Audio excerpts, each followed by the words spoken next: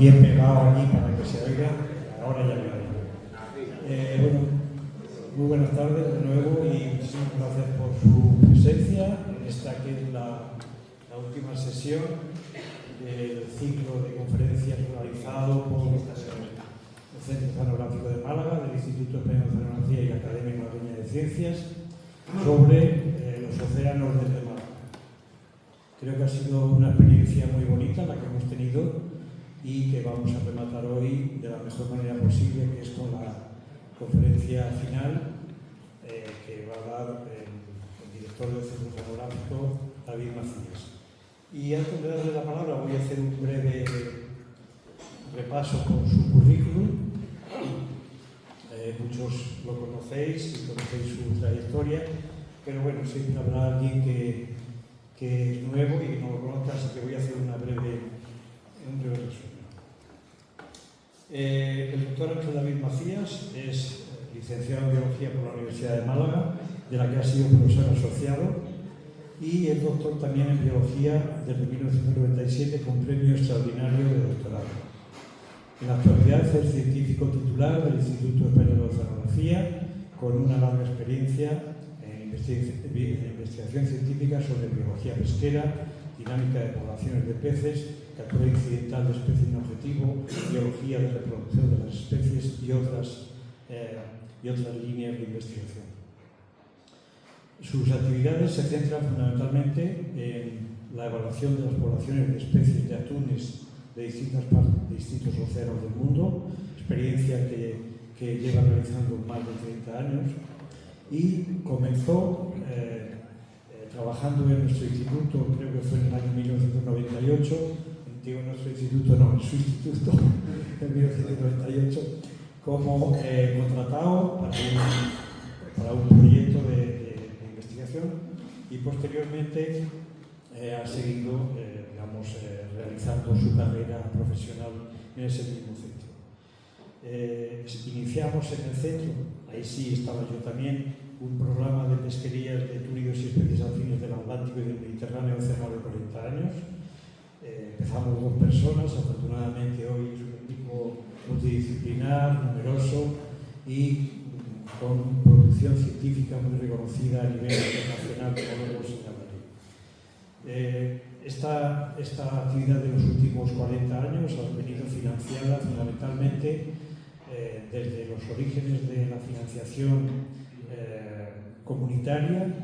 Los primeros proyectos que financió la Unión Europea a España fueron proyectos de este centro y de este tipo de investigación, y posteriormente ha tenido financiación del Ministerio de Economía y Competitividad, de los Fondos Europeos de Desarrollo Regional, de la Junta de Andalucía, del programa de la CICI, del programa europeo de la DG Pesca, etcétera, etcétera. El objetivo principal de las investigaciones que realiza el equipo que dirige el doctor Macías es comprender el ciclo de vida de las principales especies de túnidos y afines y evaluar el estado de las poblaciones. Cuando nos preguntan a alguien de fuera qué hacemos en el oceanográfico, la gente que nos se dedican a pesquerías, lo que decimos es que nos dedicamos a contar peces.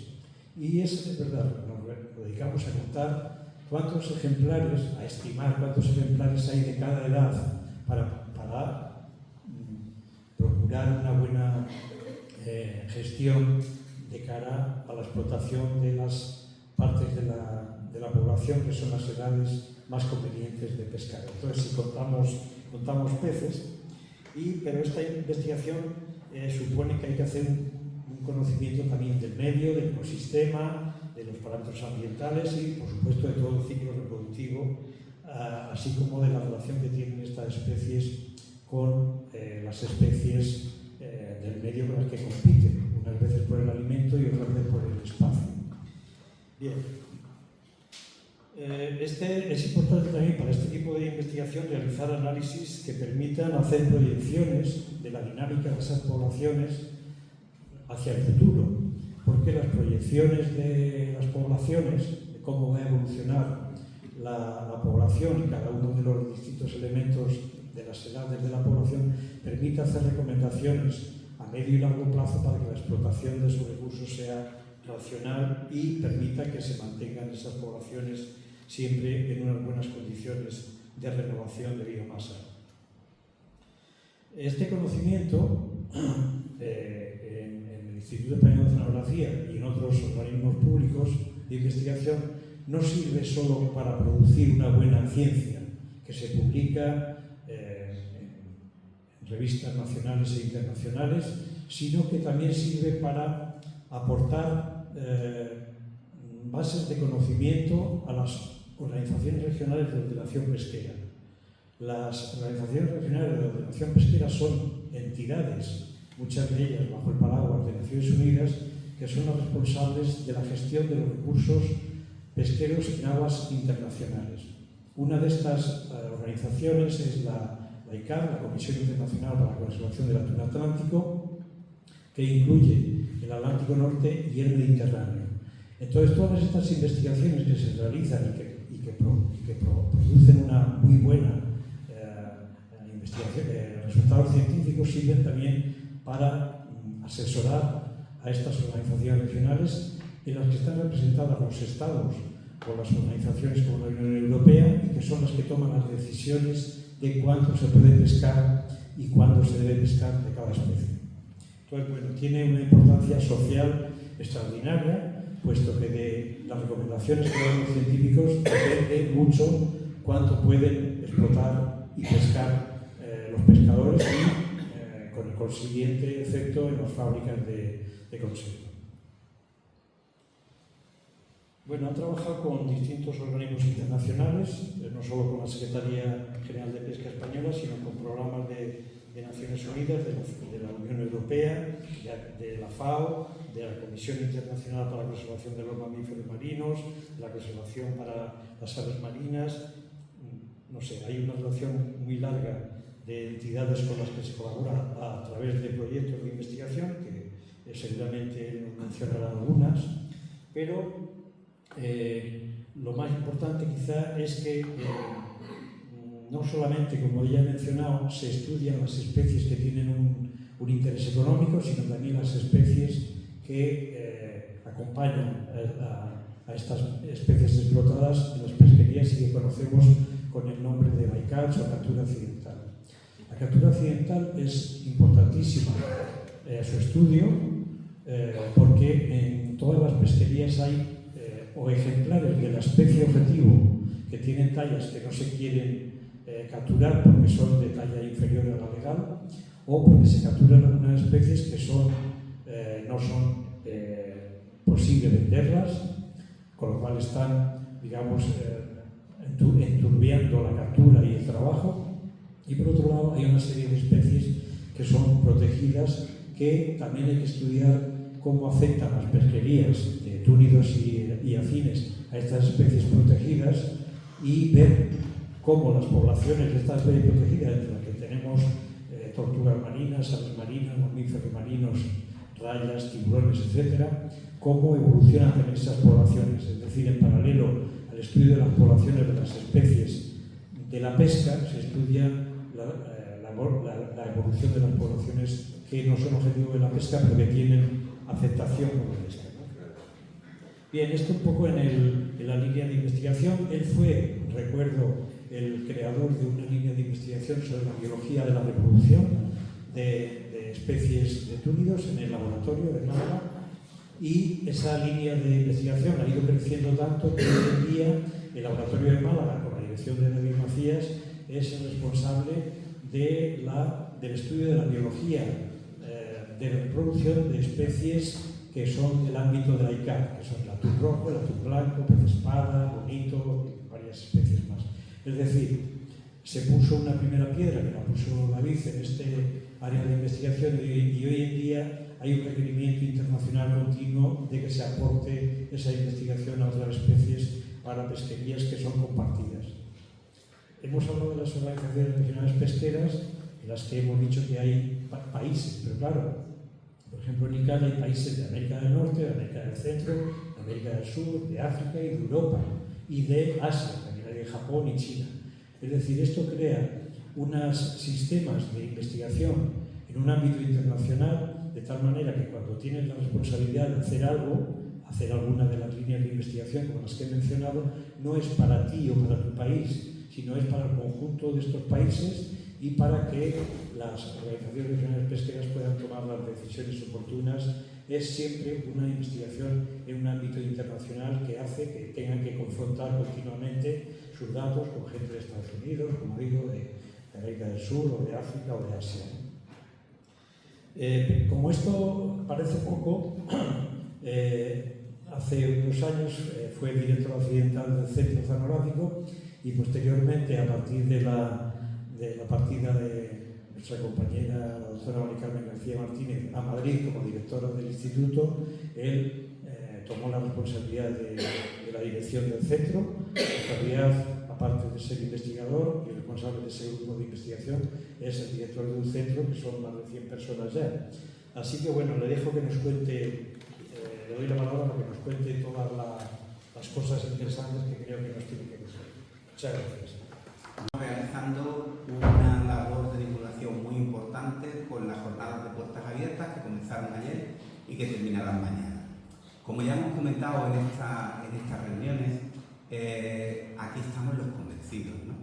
Pero nosotros hemos desarrollado un sistema en el que los niños, los futuros investigadores, vengan a conocer el centro y los investigadores del centro acerquen la divulgación en ciencia a los distintos institutos y centros pues, de la provincia y de otras provincias. Hoy han venido incluso institutos de Sevilla, ¿no? Pero pues ahora esto era necesario, era explicar que hoy es el Día Internacional y a partir de ahora voy a hacer la presentación de la charla que me han encargado esta tarde. Esta charla al principio, perdón.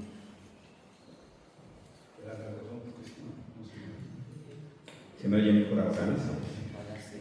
Bien, esta iba a ser la conferencia inaugural del ciclo, pero por circunstancias, como trabajamos en el mar, pues continuamente pues los malos tiempos y las circunstancias de la disponibilidad de buques nos obligan a modificar nuestra agenda. Y bueno, tampoco es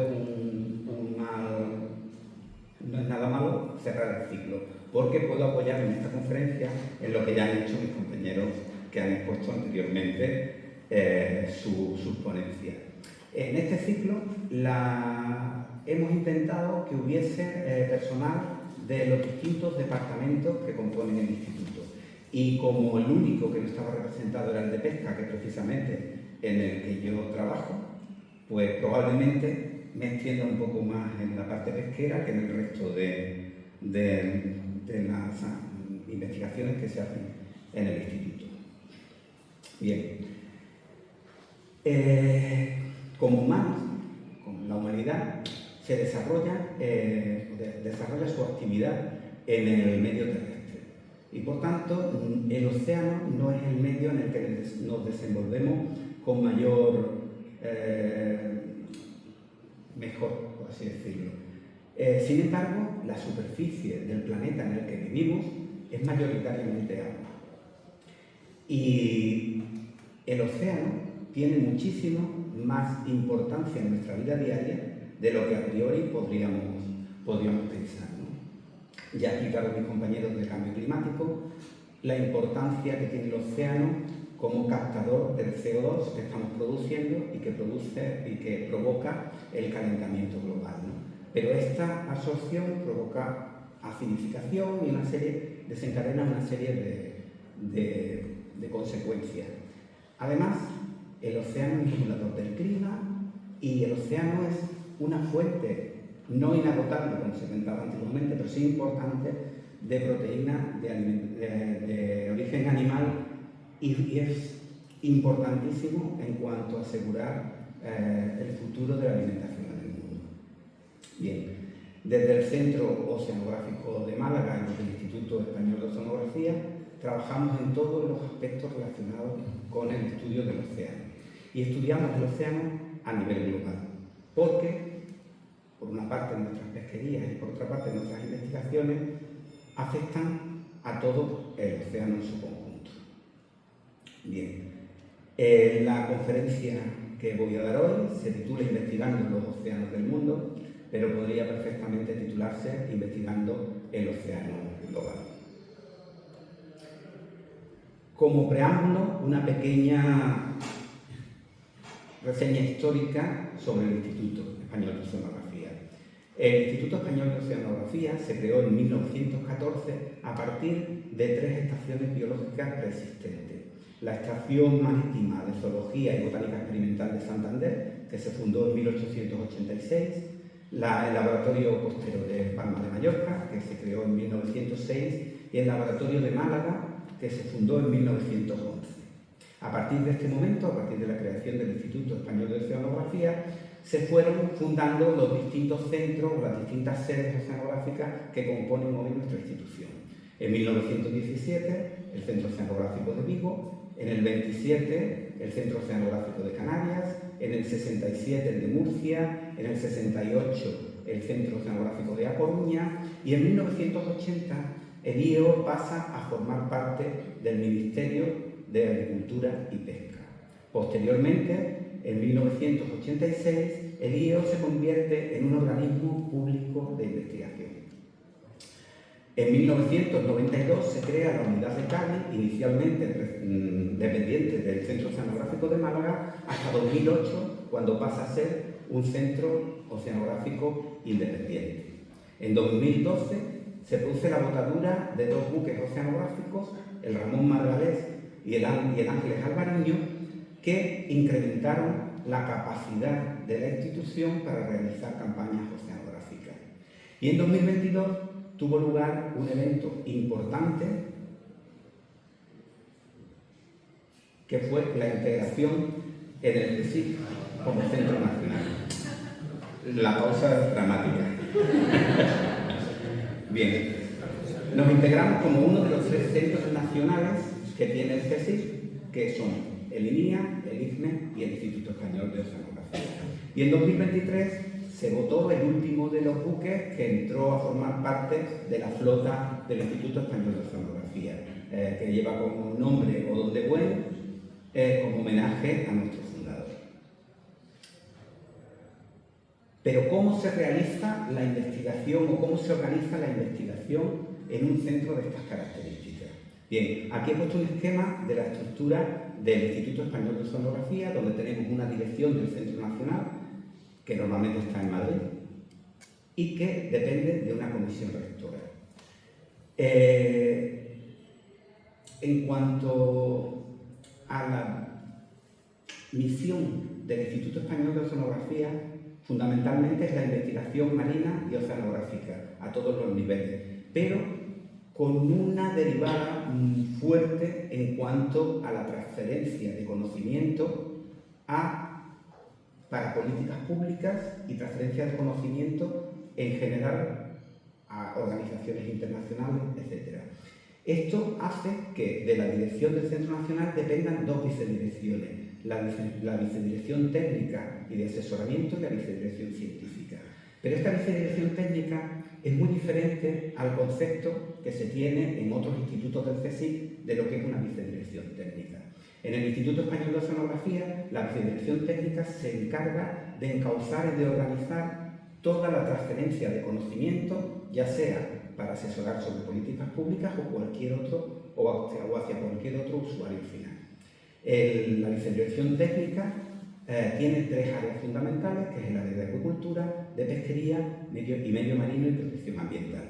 Y además una vicedirección científica que se encarga de la organización de la investigación en el IEO y que tiene 4 departamentos. El Departamento de Agricultura y Biotecnología Azul, el Departamento de Oceanografía y Cambio Global, el Departamento de Recursos Marinos Renovables y Ecología Pesquera y el Departamento de Ecosistemas Bentónicos y Geociencias Marinas. Estos departamentos tienen una cierta correspondencia con las áreas, pero no encajan 100% con las áreas, ¿no? Esta estructura refleja bastante bien la misión del instituto, pero es una estructura compleja que hemos tenido que desarrollar para que nuestro funcionamiento encajara dentro de unas estructuras mucho más rígidas de instituto, que son las que tiene el Instituto Español de Oceanografía. Esto ha hecho que, entre otras cosas, la integración está todavía en curso, es decir, ya está mucho más avanzada, ya estamos funcionando mucho más fácilmente, pero todavía quedan ciertas cuestiones que hay que pulir para que el instituto pueda seguir desarrollando su misión, ¿no? Actualmente en el instituto, bueno, también es decir que de la dirección dependen los centros oceanográficos y que hay muchas estructuras y muchas unidades, pero que no me voy a entretener porque no vienen a cuento para lo que voy a explicar más adelante. Actualmente somos más de 1000 personas en el instituto, 150 en escala científica y casi el 50% es personal contratado. Antes de la integración, el instituto tenía un presupuesto anual de unos 65 millones de euros. El Instituto Español de Oceanografía tiene una gran implantación territorial. Tenemos centros tanto en la fachada atlántica como en el Mediterráneo. Tenemos 2 centros en el Cantábrico, que es el centro de Santander y el centro de Gijón, 2 centros en Galicia, en La Coruña y en Vigo, un centro en Santa Cruz de Tenerife, en Canarias, un centro en Cádiz y luego tenemos 3 centros en el Mediterráneo, el Centro Oceanográfico de Málaga, el de Murcia y el de las Islas Baleares. Y tenemos una unidad mixta en Gandía, que en principio iba a ser parte de un centro nuevo que se iba a destinar al Instituto Español de Oceanografía, pero por cuestiones que no vienen al caso, el CSIC ha decidido que sea un centro tecnológico y que no sea un centro realmente del Instituto Español de Oceanografía. Además tenemos una serie de plantas de cultivo en el centro de Santander, en Coruña, en Vigo, en Canarias y en el centro oceanográfico de Murcia depende la planta de cultivo de Mazarrón y también una infraestructura científico-técnica singular que es el ICRA, que es una infraestructura para el cultivo de atún rojo y especies similares, ¿no? Bien. Para organizar, ¿cómo he organizado esta presentación? Bueno, pues para hacerlo más sencillo, la he organizado teniendo en cuenta las 3 áreas fundamentales de la vicedirección técnica y de asesoramiento, ¿no? ¿De qué se encarga la pesca? Esto, bueno, prácticamente lo ha contado Juancho en su presentación. El área de pesca se encarga fundamentalmente de todo el asesoramiento relacionado con la conservación de los recursos pesqueros y el uso sostenible de los recursos pesqueros. Hay que tener en cuenta que la pesca es una actividad económica importante y además es una actividad económica de la que dependen muchas poblaciones costeras. Sin embargo, los recursos pesqueros son recursos públicos, son recursos compartidos y son recursos que requieren de una adecuada gestión para garantizar su conservación a largo plazo. Es decir, para conservar por una parte los ecosistemas de los que dependen y para conservar además su rentabilidad económica. Un gran programa que tenemos, un gran encargo que tenemos, que está financiado fundamentalmente con fondos europeos, es el Programa Nacional de Datos Básicos. Este programa da cumplimiento a las obligaciones de España dentro del marco de la recopilación de datos para la política pesquera común. Cuenta con una financiación para un periodo hasta 2027, el periodo 2021-2027 de 70 millones de euros y el 70% de esta financiación viene de los fondos europeos marítimos de la pesca y la acuicultura. El área de pesca tiene 5 programas diferentes, en ella trabajan más de 250 personas. Para el Programa Nacional de Datos Básicos se realizan más de 20 campañas oceanográficas anuales, se realizan más de 7.000 visitas en lonja, 4.000 días de observación pesquera, que después explicaré para qué sirve este sistema de observación, y se evalúan más de 175 stocks cada año. Esto supone el 25% de todos los stocks evaluados en el mundo. ¿Y por qué se evalúan tantos stocks? Porque tenemos la obligación de evaluar todas aquellas especies que sufren algún impacto por nuestras pesquerías. La flota pesquera española es una de las flotas más importantes de la Unión Europea y una de las flotas más numerosas y más extendidas por el mundo de todas las flotas mundiales. De hecho, nosotros estamos recogiendo información tanto del Pacífico Norte, Pacífico Sur, Atlántico Norte, Atlántico Sur, Océano Índico y también los mares adyacentes como el mar del Mediterráneo, el Golfo de México, etc. Bien, Bueno, una de las cosas fundamentales que necesitamos saber cuando queremos hacer una evaluación es el número de peces que estamos extrayendo del mar, las características, es decir, las tallas y las edades de estos peces, porque cómo estamos, el patrón de explotación, es decir, lo que sacamos del mar afecta a las posibilidades de estas poblaciones de recuperarse. No es lo mismo extraer ejemplares juveniles, ejemplares reproductores, etc. Y además necesitamos conocer las características de cada una de estas especies, es decir, tenemos que conocer las capacidades de crecimiento, las capacidades de recuperación de esta especie después de una extracción pesquera. Para ello tenemos que hacer un muestreo biológico que nos permita calcular las tasas de reposición, es decir, las tasas a las que se puede recuperar las distintas poblaciones después de una extracción pesquera. En esta diapositiva he puesto las principales organizaciones regionales de pesca a las que presentamos información y simplemente era para mostraros el volumen de tallas que se miden. Nosotros medimos más de 1,5 millones de peces al año en cerca de 30.000 muestreos de talla. Como os he dicho antes, es importante también obtener la información de parámetros biológicos. Pero desde el área de pesca se tienen una serie de sistemas de observación, una serie de sistemas diferentes para obtener esta información. Por una parte tenemos la red de información y muestreo, que son muestreadores, es un servicio que está externalizado por una empresa de servicios, que recogen todos los datos de desembarcos y en algunos casos hacen también muestreo biológico. Por otra parte tenemos el programa de observadores a bordo. Y es importante el programa de observadores a bordo porque con la red de información y muestreo sabemos y podemos muestrear todo lo que se ha desembarcado. Pero ¿qué ocurre con lo que se ha pescado pero no ha llegado a desembarcarse? Pues necesitamos también esta información por dos razones importantes. Porque tenemos que cuantificar el descarte, es decir, todo lo que se ha pescado y se ha devuelto al mar, y además tenemos que conocer el impacto de estas pesquerías sobre especies que no son especies objetivos, es decir, que se capturan por efecto de la pesca, mientras se busca, por ejemplo, en la captura de túnidos, de merluza, etc. Esta bycatch, esta captura accesoria, representa en la Unión Europea más de 40.000 toneladas al año. O sea, es una cosa importantísima. Y esto hay que regularlo y hay que conocerlo porque estamos poniendo en peligro la supervivencia del ecosistema pelágico. Aunque nosotros hacemos evaluaciones inicialmente por especie, pero estas especies se desarrollan en un ecosistema y si no somos capaces de mantener la integridad de este ecosistema, podemos perder la capacidad del ecosistema para renovarse.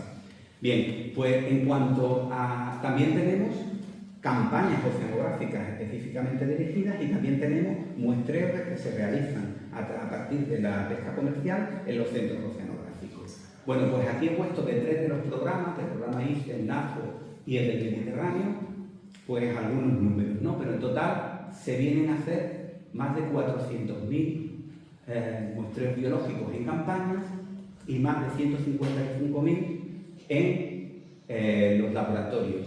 Aquí no aparecen las cifras de los observadores a bordo, ni de la red de información y muestreo, ni de los otros programas que no aparecen aquí, que son el programa de CECAF y el programa de túnel. Bien, esto es el programa del área de pesca. Pero además, en el Centro Oceanográfico de Málaga y en el área de pesca, en el Departamento de Recursos Marinos Renovables y de Ecología Pesquera, se hace también ciencia competitiva. Aquí voy a hacer unos pequeños resumen de algunos de los trabajos o de los proyectos que han terminado recientemente o que están actualmente en curso. No son, por supuesto, todos porque es imposible, pero sí para que veáis la dimensión internacional de la investigación y la importancia de estas investigaciones. El primero de los proyectos es el proyecto Invitum, cuyo investigador principal es Raúl Laiz Carrión. Un investigador del centro de aquí de Málaga. En este proyecto lo que se hace es un estudio de la ecología trófica de las larvas del atún rojo del sur, en la zona del Océano Índico nororiental. ¿Por qué es importante hacer este estudio? Bueno, pues el atún rojo del sur, el Tundus macaulay, es una especie que se distribuye circunglobalmente en todos los océanos templados del hemisferio sur. Y además es una especie que ha estado hasta recientemente en peligro crítico de extinción. Esta especie, a pesar de su amplia distribución geográfica, tiene una única zona de puesta conocida, precisamente en la zona del Océano Índico que está entre Java y el norte de Australia.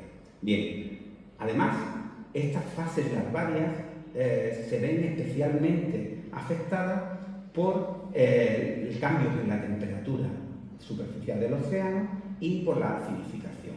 Como ya explicaron los compañeros de cambio climático, están sufriendo un proceso de calentamiento y además los océanos se están acidificando. Y es muy importante integrar estas variables ambientales en los procesos, en las proyecciones de reclutamiento, de manera que en los procesos de evaluación seamos capaces de integrar el efecto del clima. Y por eso tiene especial importancia este trabajo.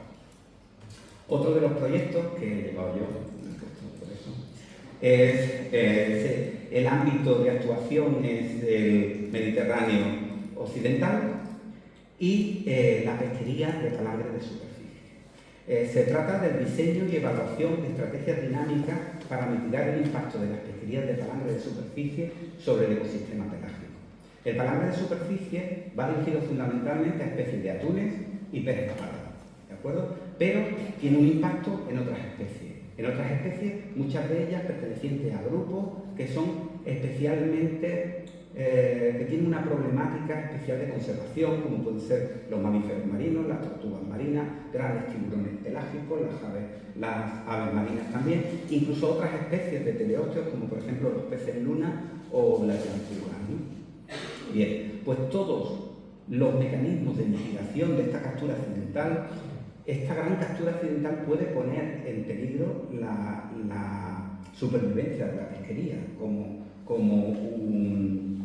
un motor económico. ¿Por qué? Pues porque si la problemática de conservación de estas especies es superior al interés de la pesca que produce la pesquería, bueno, pues podrían prohibirse o podrían hacer algún tipo de regulación drástica.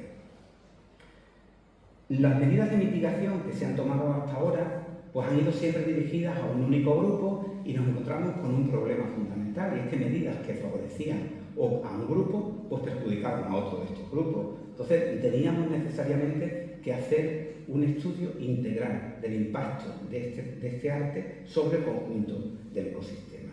Así que, bueno, pues con una serie de datos de más de 28 años del programa de observadores a bordo, hemos estudiado qué combinaciones espaciales temporales y de variables ambientales producían las mayores capturas.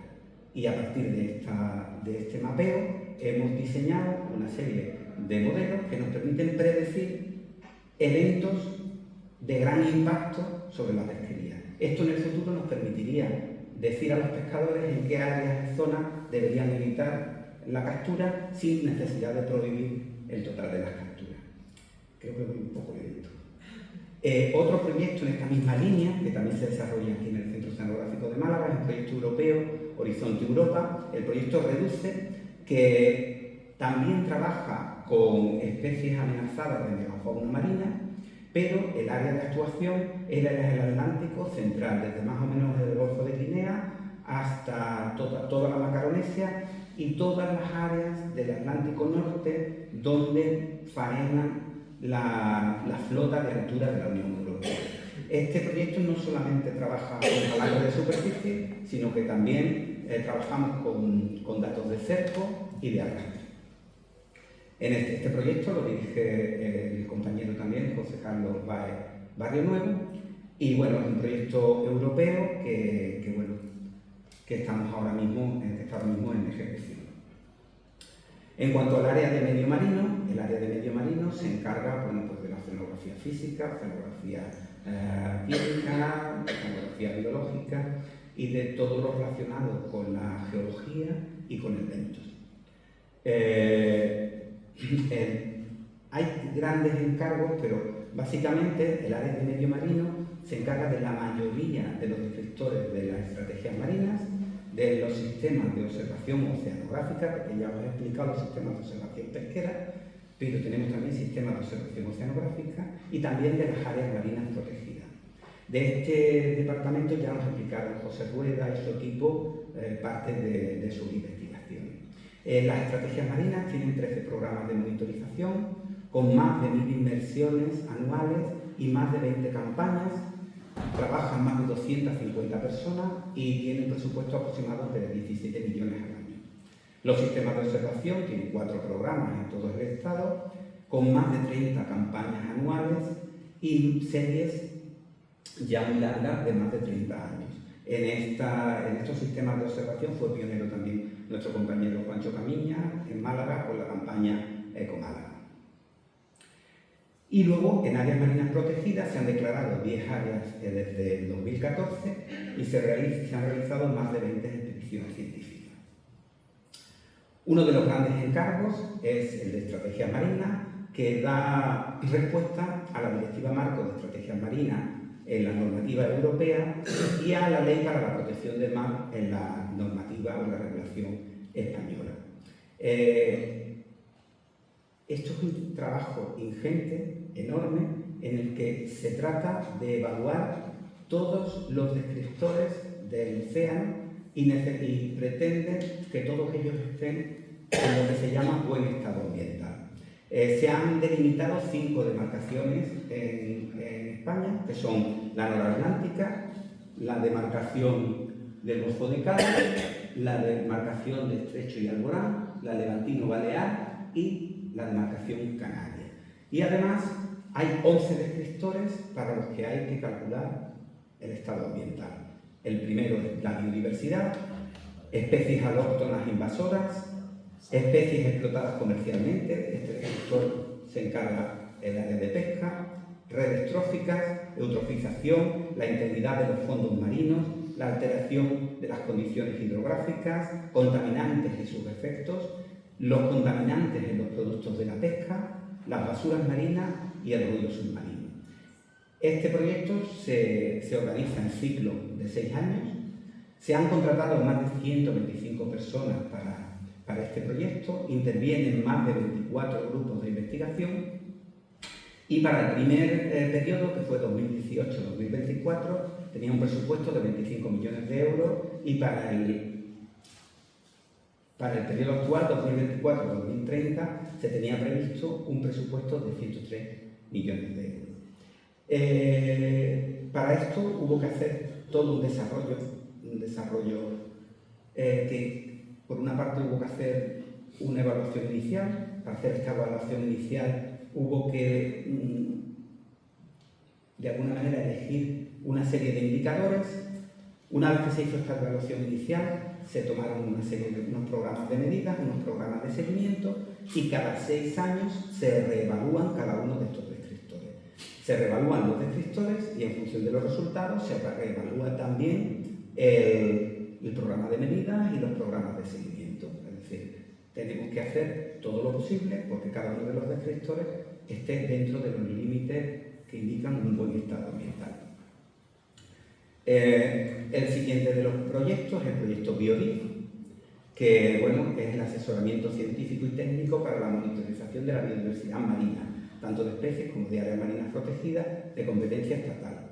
Este es un proyecto que está financiado por fondos de resiliencia, los fondos Next Generation de la Unión Europea, y concretamente este es un encargo del MITECO y de la Dirección General para la Diversidad de Bosques y de Certificación. Está compuesto por 23 subproyectos, el nivel de cobertura es nacional, su objetivo es incrementar el conocimiento sobre la diversidad de áreas marinas y de especies, ¿no? Tanto en aguas superficiales como en aguas profundas. Y ha tenido una financiación, esta primera fase, de 15 millones de euros y actualmente se está negociando una segunda fase de este proyecto. El último encargo que voy a contaros del área, es el encargo OAPM. Este encargo su objetivo fundamental es incrementar el conocimiento sobre la geología, los hábitats y las especies en aquellas áreas con potencialidad para formar parte de futuros parques nacionales marinos. Es un encargo también del MITECO, pero del organismo autónomo de parques nacionales del Ministerio. Bueno, tiene 4 subproyectos y que se desarrollan en las Islas Chafarinas, en la zona ampliada que se amplió en 2019 del Parque Marítimo Terrestre del archipiélago de Cabrera, en Baleares, y en el Mar de las Calmas, en la Isla de Hierro, en el archipiélago canario. El subproyecto de Chafarinas se lleva también desde el Centro Oceanográfico de Málaga. Bien, en cuanto a los sistemas de observación, ¿qué son los sistemas de observación? Bueno, pues son un conjunto de aparatos y de plataformas desde las que se recoge información oceanográfica. Esta recogida de información oceanográfica es muy importante porque a partir de estas series de datos se puede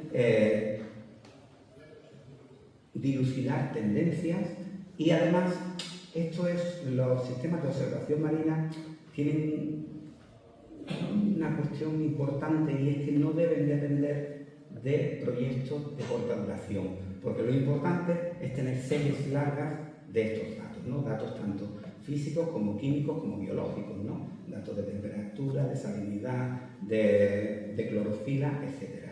Los sistemas de observación del Instituto cuentan con más de 200 estaciones aproximadamente, 11 mareógrafos, 10 sondeos permanentes, 16 perfiladores Argo, 2 boyas oceanometeorológicas, la flota de buques con 5 buques, 9 Lander Centinela y 18 estaciones de Alborán Azul, que son unas estaciones de colaboración también ciudadana en la investigación.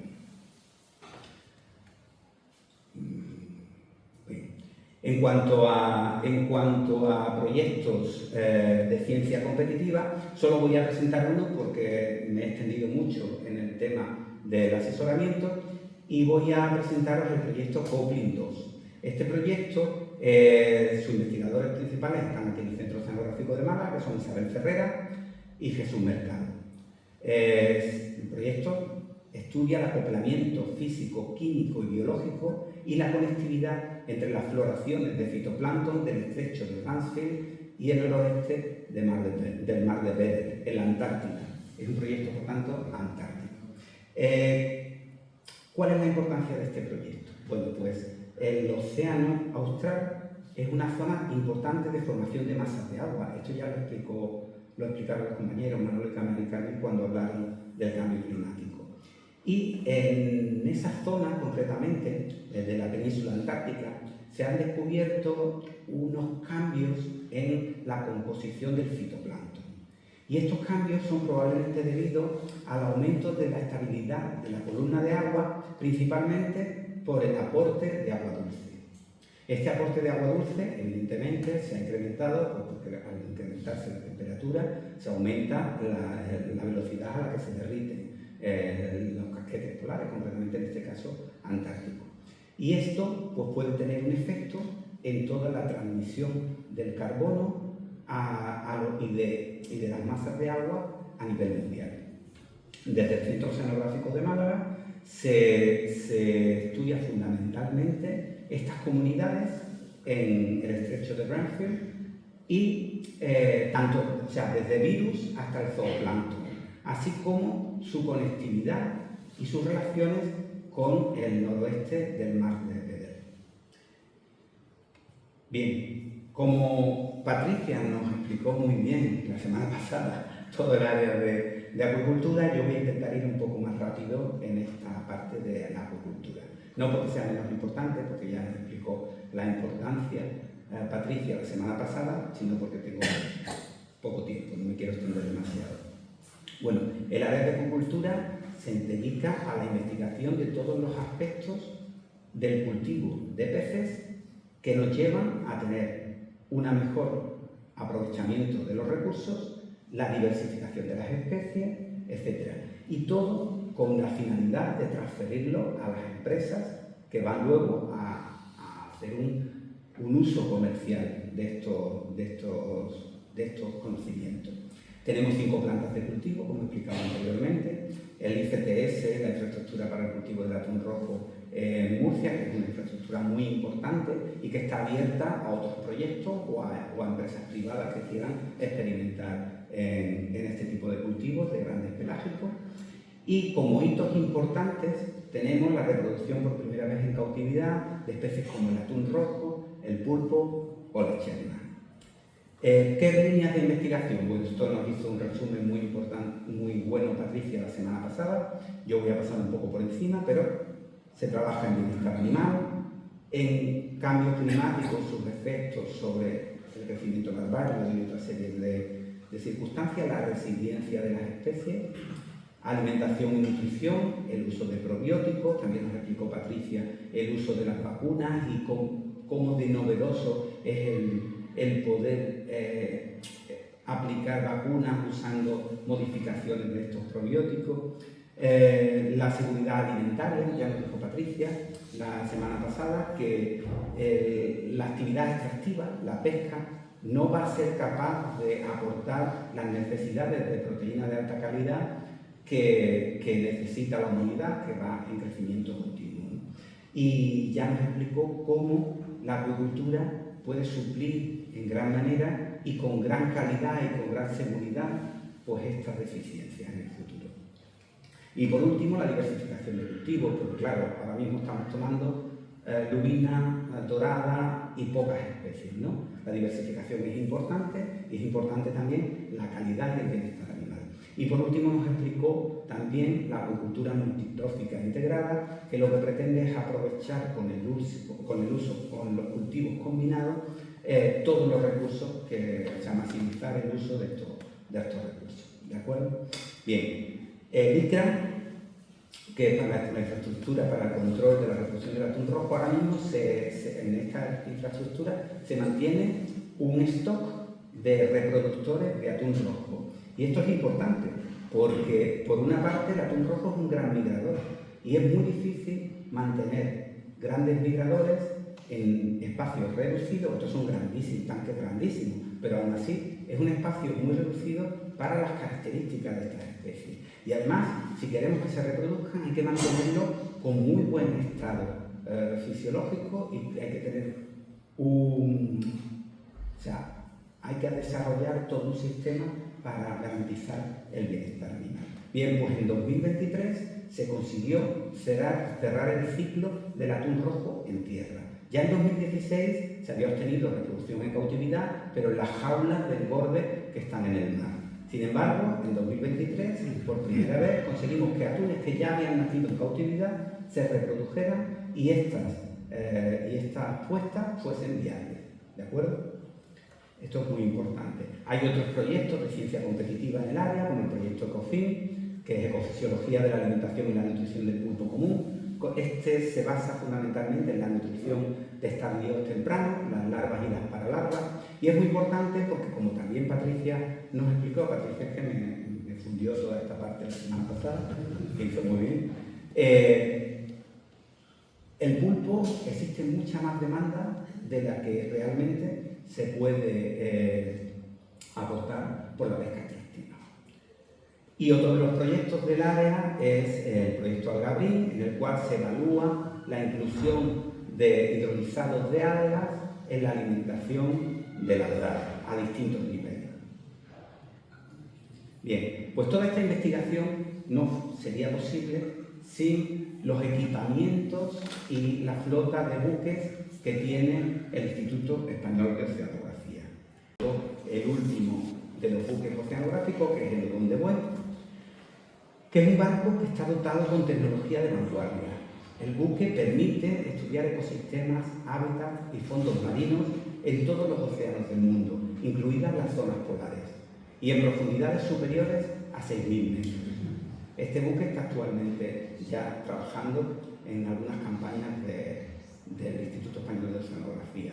Es un buque de construcción completamente española, se se construyó en los astilleros Armón de Vigo, tiene capacidad para 58 pasajeros y es un buque enorme. Tiene una eslora de 84,3 metros, una manga de 17,8 metros y su construcción requirió una inversión de 85 millones de euros. Como os he dicho anteriormente, una de las misiones importantes del Instituto Español de Oceanografía está relacionada con el asesoramiento científico al Estado, a los ministerios, para la toma de decisiones basadas en la ciencia. Aquí aparecen algunos de los ministerios a los que nos hacen continuamente requerimientos y algunos de los contratos que se desarrollan para cada uno de estos ministerios. Para el Ministerio de Agricultura, Pesca y Alimentación, bueno, pues el Plan Nacional de Datos Básicos para dar respuesta a la política pesquera común. El Ministerio de Transición Ecológica, ya lo he explicado cuando he hablado del área de medio marino, la Directiva de Estrategia Marina, Directiva Hábitat, Evaluación Ambiental y Estratégica, etc. El Ministerio de Defensa, con bases de datos de cartografía marina, desarrollo tecnológico, cartografía de la Antártida, proyectos de investigación marina, etc. El Ministerio de Asuntos Exteriores, concretamente, una de las conferencias de este ciclo la iban a dar Tomás y Desi, pero por cuestiones de agenda pues no pudieron darla, sobre la Comisión de Límites, ¿no? Están trabajando en la extensión de la plataforma continental y, por tanto, en la extensión del territorio español, en las zonas de Galicia y en las zonas de Canarias. Luego también el IEO forma parte de asesora de la Presidencia del Gobierno y forma parte del Consejo Nacional de Seguridad Marítima. También trabajamos con el Ministerio de Cultura, con temas de patrimonio arqueológico, con el Ministerio de Justicia, respondemos a requerimientos judiciales sobre delitos ambientales y biología forense, Ministerio del Interior, por una parte Protección Civil, con todas las alertas de tsunamis, terremotos, vulcanismo, emergencias en el mar, y también a la Guardia Civil. Hemos participado en muchas actuaciones contra pesca ilegal, etc. Y en el Ministerio de Transporte también, y bueno, una serie de ministerios. Pero además, bueno, antes de nada, ¿cómo se organiza la respuesta a los ministerios desde el Instituto Español de Oceanografía? Bien, cuando el Instituto recibe una petición de informes, estos informes van directamente a la dirección del Centro Nacional. El director del centro, o sea, la directora del Centro Nacional, pasa este requerimiento al vicedirector técnico y de asesoramiento, que junto con el vicedirector de investigación transmiten a uno o a varios de los jefes de las áreas de asesoramiento esta petición. Y sobre el conjunto de científicos del instituto se selecciona el equipo que va a dar respuesta a esta demanda. Si ya existe el conocimiento suficiente y hemos desarrollado las investigaciones para directamente hacer el informe, pues se hace el informe directamente. ¿Que es necesario desarrollar un proyecto específico para dar respuesta a este requerimiento? Bueno, pues se organiza el proyecto, se lleva a cabo y con los resultados se organiza el informe. Y sufre todo el proceso inverso. Desde el equipo científico pasa a los jefes de área, de los jefes de área a los vicedirectores, que van revisando e incrementando el valor del informe, y finalmente es el director del Centro Nacional el único que firma el informe y se envía al ministerio correspondiente. Este sistema parece complejo, pero esto nos garantiza, por una parte, la multidisciplinaridad que tiene el propio instituto, es decir, la elección del mejor equipo para cada uno de los encargos, y además nos permite hacer un asesoramiento coherente, creíble y de excelencia. Porque esto lo que hace es que haya una única respuesta, no una serie de respuestas que pueden ser contradictorias de unos investigadores y otros investigadores. Actualmente se hace una media de 1000 informes de asesoramiento anuales en el instituto. Además, el instituto representa al Estado en foros internacionales. Por ejemplo, en el ICES, en la Comisión Oceanográfica Intergubernamental, en la Comisión de Pesca del Mediterráneo, en el European Marine Board, el Eurobus, el Euroocean, IFARO, POGO, etc. Y además estamos representando a España o a la Unión Europea en foros internacionales que pueden ser foros de pesca, foros de conservación o cualquier otro tipo de foro relacionado con el océano. Y además el Instituto tiene un compromiso importante con la divulgación y con la transferencia del conocimiento científico a la sociedad en general. Un ejemplo, perdón por la redundancia, es este documental, El futuro del océano, un documental del Instituto Español de Oceanografía, producido y dirigido por Mario Cuesta Hernando. Además, bueno, ya os he explicado otros tipos de acciones de divulgación, y yo creo que esta faceta de divulgación, esta faceta de comunicación, de transferencia de conocimiento a la sociedad en general es muy importante. Es muy importante porque le devolvemos a la sociedad parte de lo que la sociedad nos da, de esa financiación que nos permite seguir investigando. Y es especialmente importante en el contexto actual de desinformación, en el que las teorías de la conspiración apuntan directamente a la ciencia como objetivo para desacreditarla, ¿no? Entonces es muy importante. La ciencia, a fin de cuentas, el método científico, lo único que nos permite es reunir evidencias a favor o en contra de nuestras hipótesis de trabajo. La única forma de refutar a la ciencia es con mejor ciencia. Y como ya explicaron nuestros compañeros también de cambio climático, la ciencia del pasado nos permite hacer mejor ciencia en la actualidad. Y la ciencia que estamos haciendo ahora nos permitirá desarrollos tecnológicos y desarrollo de nuevas metodologías que nos van a permitir hacer mejor ciencia en el futuro. Desde DIEO y desde el Centro Oceanográfico de Málaga tenemos el compromiso de seguir cabalgando a lomos de esos gigantes y seguir trabajando para que estos gigantes sean cada vez más altos. Muy bien, y me vais a permitir terminar esta charla citando a nuestro fundador, a Odón de Buey, que fue además miembro de la Academia Malagueña de Ciencia. El océano es de todos y no es de nadie. Pertenece a los pensamientos más atrevidos, a los espíritus científicos más aventureros, al más duro trabajo humano y al mejor organizado, a los pueblos más civilizados y a los más poderosos. Su exploración debe ser colectiva y su explotación racionalizada por acuerdos comunes. Un visionario. Muchas gracias por vuestra atención.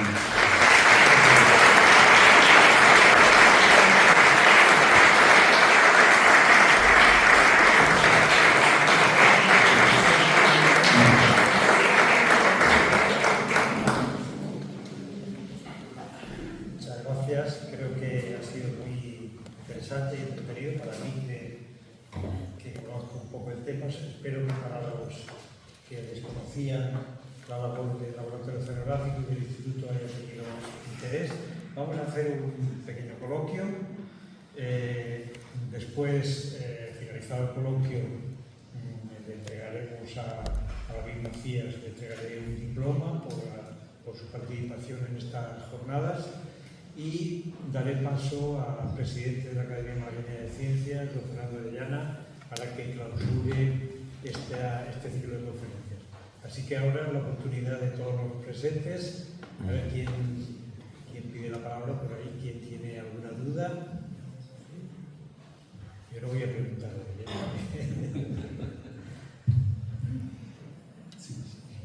Sí, pero ahí, Buenas tardes, gracias por su charla, interesante. Yo como ciudadano de a pie que va al mercado a comprar pescado, me pregunto muchas veces por las informaciones que se reciben, el tema de los microplásticos, la contaminación de los mares, la acidificación que usted comentaba, el aumento de la temperatura. Todo eso está influyendo en la pesca, en nosotros y en nuestra alimentación, ¿no? Sí. ¿Qué tipo de medidas se están tomando realmente para que en el futuro sobre todo hablando de acuicultura, de la piscifactoría y todo eso, lo que comen esos peces, qué tipo de estudios se está haciendo a nivel de investigación para saber si en el futuro vamos a estar afectados realmente por todo esto, ¿no? Bueno, en realidad ya sabemos que estamos siendo afectados por todo esto. Por ejemplo, con el tema de la contaminación de plásticos y también con la contaminación derivada del uso de medicamentos. Ya estamos obteniendo en muchos de los ejemplares que se pescan, sobre todo en mares cerrados, como el Adriático o incluso en el Mediterráneo, estamos obteniendo ejemplares que muestran claramente una disrupción endocrina. Es decir, tenemos ejemplares que durante su desarrollo presentan gónadas que son masculinas y femeninas al mismo tiempo, y esto es debido fundamentalmente al incremento de estos plásticos que tienen sustancias que mimetizan la acción de los estrógenos. En cuanto a la acuicultura, pues ya explicó mi compañera Patricia la semana pasada que se están haciendo muchísimos estudios precisamente para garantizar la calidad, por una parte, de la producción acuícola y por otra parte también para poder reutilizar o utilizar al máximo pues, los piensos que se están utilizando en la agricultura, lo que he hablado antes de la acuicultura multitrófica integrada, ¿no? Que usa los desechos del cultivo, por ejemplo, de una dorada para poder cultivar, por ejemplo, algas marinas, ¿no? Y de alguna manera hacer un máximo aprovechamiento de los recursos. Y bueno, pues, por ejemplo, en el tema de las estrategias marinas, hay un descriptor específico que es el efecto de la contaminación sobre los productos pesqueros, es decir, ahí también se está haciendo un trabajo importante. Ahí, en relación con el control, digamos, de los productos del mar, hay un gran control, quizás no suficiente como debería haberlo, pero es cierto que yo creo que sobre todo hay un gran desconocimiento público de cómo conocer los sistemas de control que hay impuestos por la Unión Europea.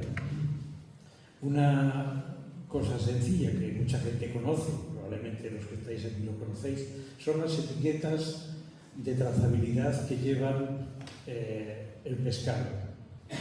Desde hace décadas estábamos pidiendo que los peces que se venden en los mercados tuvieran, como las botellas de vino, cada bicho que tuviera una notificación de cuál era su bicho, de dónde venía, cuál era la especie. No están individualizadas las etiquetas, pero cada caja de pescado lleva una etiqueta de trazabilidad de dónde se ha pescado, cuándo se ha pescado, con qué arte de pesca se ha pescado, el nombre de la especie, etc.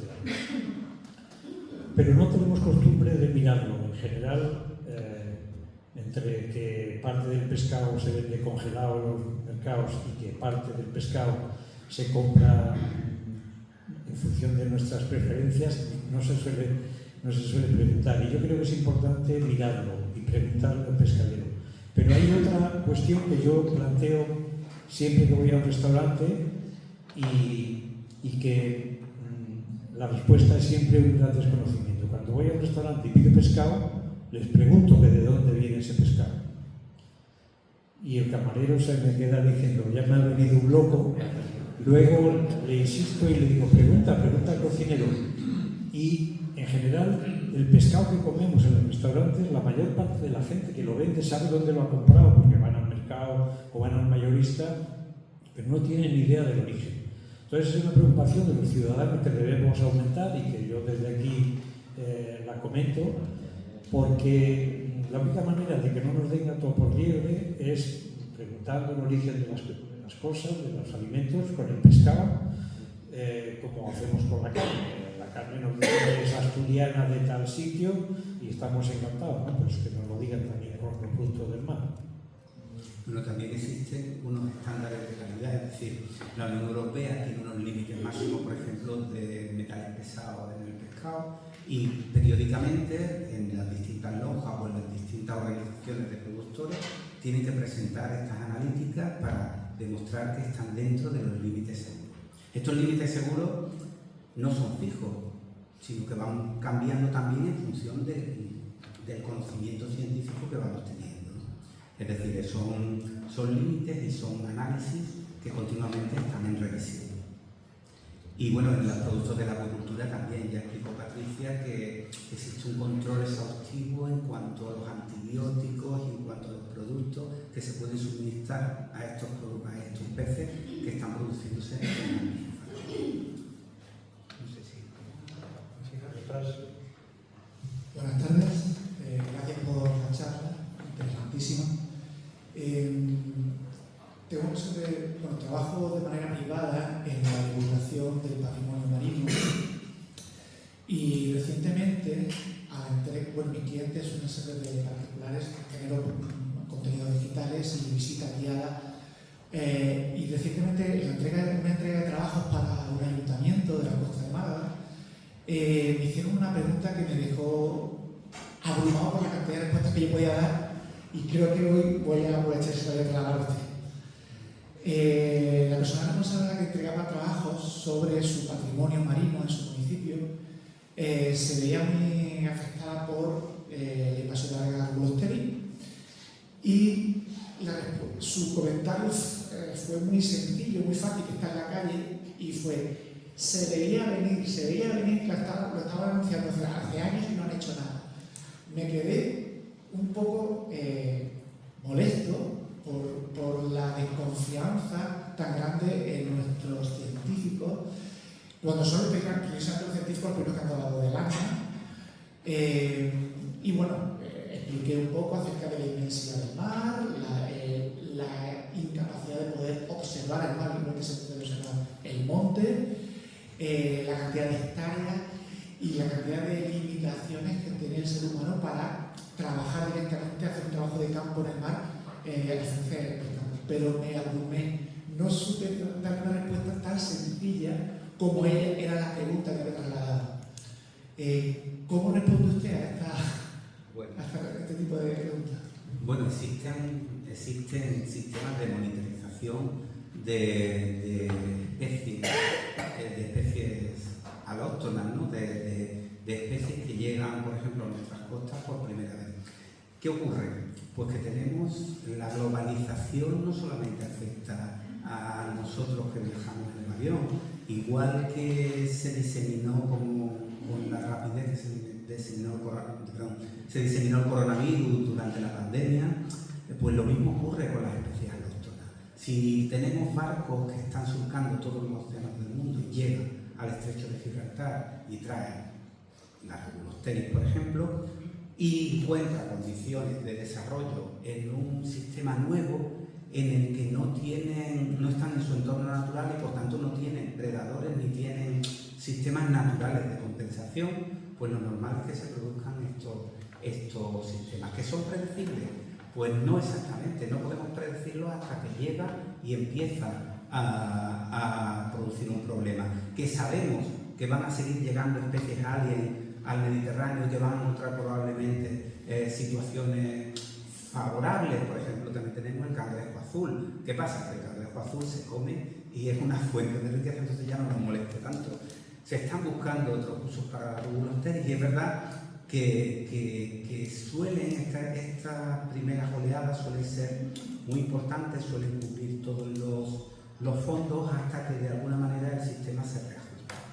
Pero es muy difícil también luchar contra esta alga invasora sin dañar los ecosistemas más autóctonos. Por tanto, predecible, claro que era predecible, evitable difícilmente con los sistemas que tenemos ahora. Yo quería completar un poco el comentario de David, en el sentido de que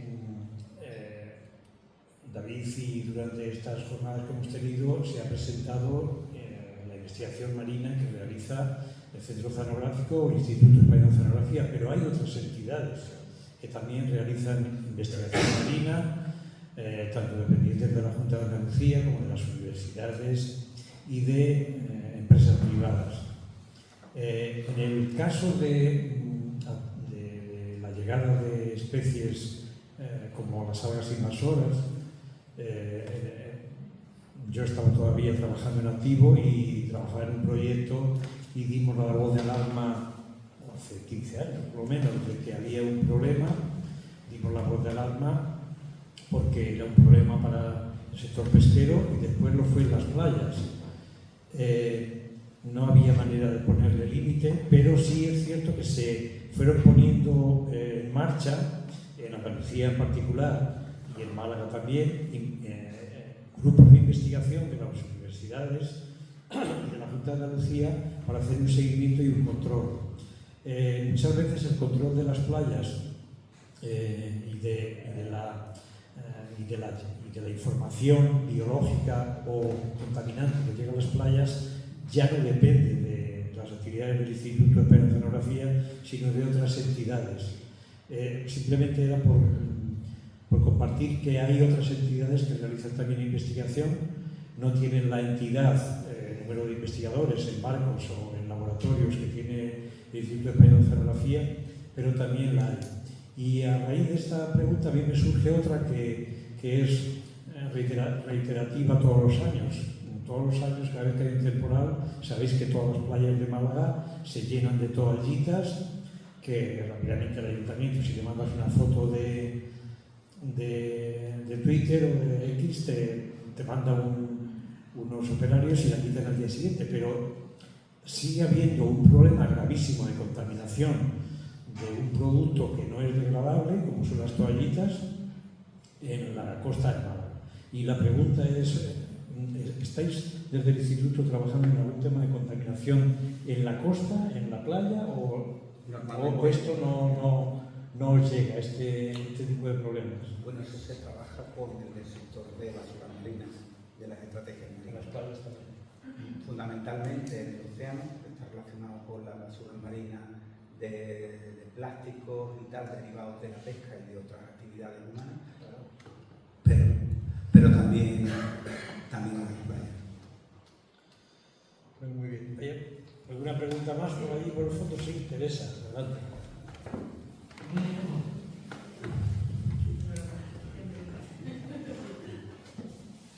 Bueno, David, muchas gracias. Porque aunque llevo poco tiempo fuera de... Es que como no canto normalmente, no sé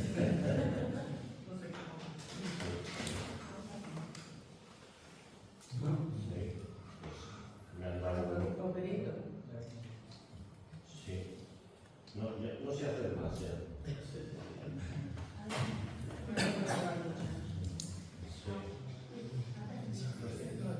¿Me escuchas? ¿Tú me escuchas? Yo te oigo perfectamente. Mira, que aparte, aunque llevo poco tiempo fuera del laboratorio, como todos sabéis, pero me han aclarado cosas nuevas porque ha habido un cambio muy grande desde que me fui. Y yo te quería preguntar, en el caso de las especies estas que se cogen de forma accidental, Sí. con forma protestante, que también por motivos legales, por no completar y aunque no tienen interés comercial, ¿se estudia algo que hay que hacer con estas especies que en el caso de algunas de ellas son unos volúmenes superiores a las capturas comerciales? ¿Se sigue haciendo algo con eso? Bueno, había una directiva europea que obligaba al desembarco de todas estas especies que constituían el bycatch.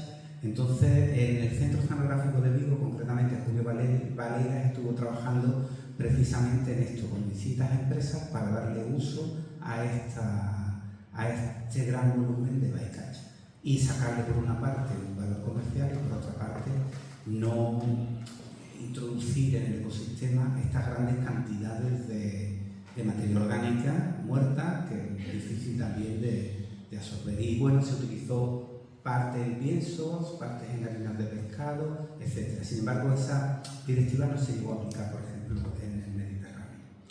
Y bueno, el problema del bycatch es, por una parte, esa gran mortalidad y por otra parte también que de alguna manera se está afectando al ecosistema a un nivel que es difícil de evaluar, ¿no?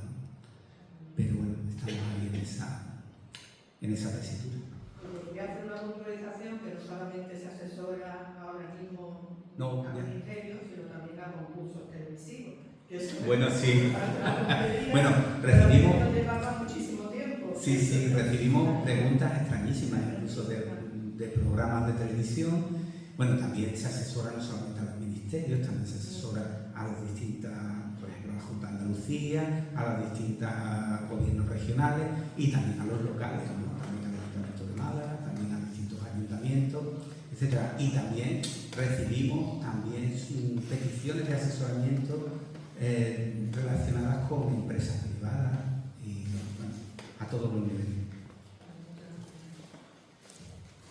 Voy a hacer una pequeña también referencia a lo que ha comentado David, es relativo al buen estado ambiental marino, que hay una directiva de la Unión Europea que él ha dicho cada 6 años tenemos que hacer una evaluación.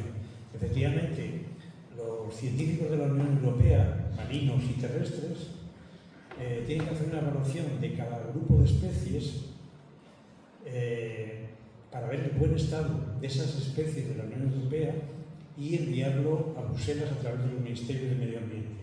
Entonces, lo mismo que hace el Instituto en el océano, lo hacen otros institutos europeos marinos, pero también lo hacen universidades y organismos como yo lo hacía con la Sociedad Herpetológica para los reptiles y anfibios, y se hace la misma evaluación cada 6 años, se envía a Bruselas. Es decir, en la Unión Europea hay un control del estado ambiental, de los contaminantes.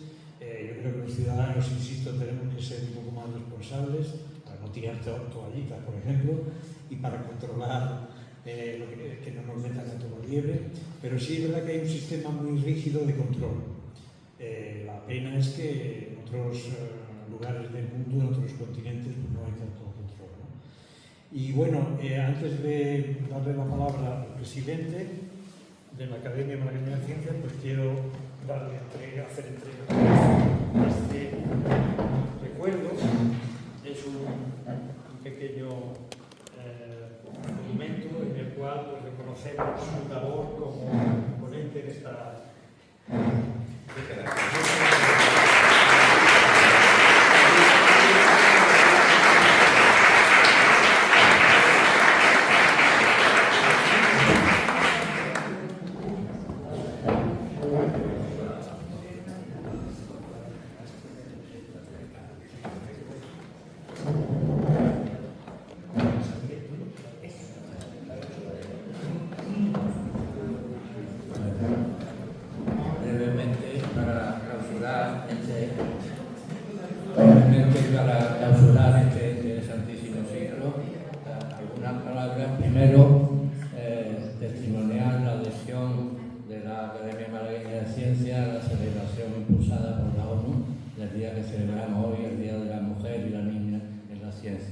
una adhesión que va unida a la felicitación y al reconocimiento a las científicas y otras mujeres que trabajan en el Instituto Español de Oceanografía y a las que han trabajado y trabajan en la sociedad o en la Academia Malagueña de Ciencias.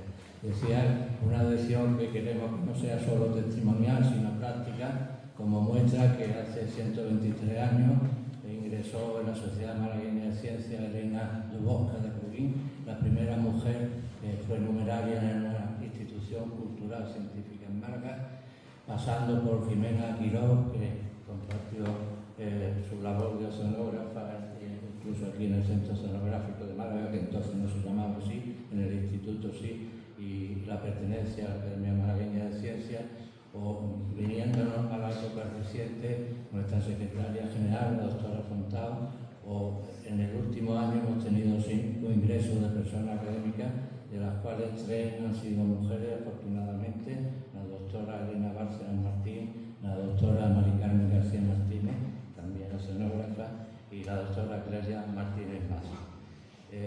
Después de ello, testimoniar la unión de la Academia con el Instituto Español de Oceanografía, como ha dicho el director, desde el fundador Don de Buen, que pronunció varias conferencias en el edificio contiguo en la planta baja, lo que era nuestra sede y era nuestro socio de honor. Nuestro reconocimiento a la magnífica labor que desarrolláis. Y por último, un capítulo de agradecimiento.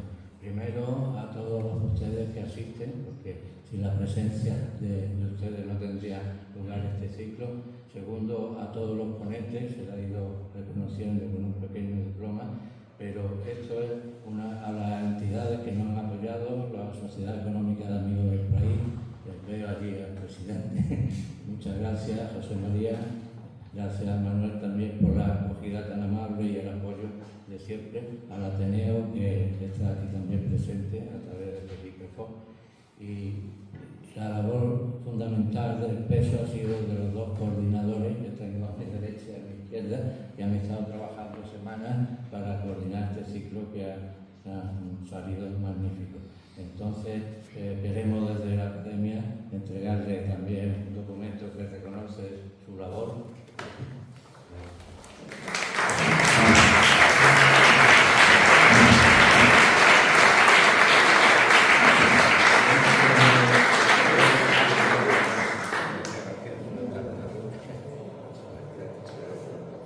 Y ya por último, toda esta labor está sustentada en la magnífica labor científica y de gestión que realiza el Centro Oceanográfico de Málaga, una de las entidades punteras del Instituto Español de Oceanografía. Tenemos un detalle que nos ha diseñado y hecho el escultor Paco Martín en una serie limitada y firmada que representa la periodista en honor a nuestros orígenes con Domingo de Rueda y la medalla como símbolo académico. Nos haría mucha ilusión que el Centro Oceanográfico de Málaga, en el despacho del director, figure también.